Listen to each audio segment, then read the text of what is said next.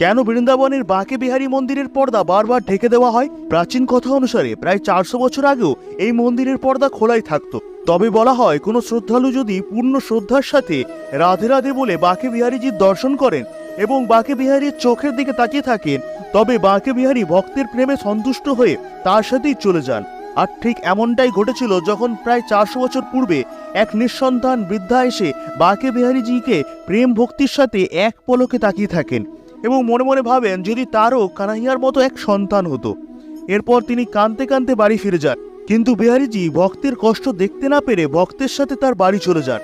পরের দিন পুরোহিত মন্দির খুলে দেখেন বাঁকে বিহারীজি সেখানে উপস্থিত নেই। এরপর খুঁজতে খুঁজতে বাঁকে বিহারীজিকে পাওয়া যায় সেই বৃদ্ধার বাড়িতে। সকলের প্রার্থনা ও অনুরোধে বিহারীজি আবার ধামে ফিরে যান। আর সেই থেকে পর্দা দেওয়ার এই পরম্পরা চলে আসছে, যাতে কোনো ভক্তের সাথে পলক না মিলে বাঁকে বিহারী। সবাই মন থেকে ভিডিওটি লাইক দিয়ে কমেন্টে লিখুন রাধে রাধে।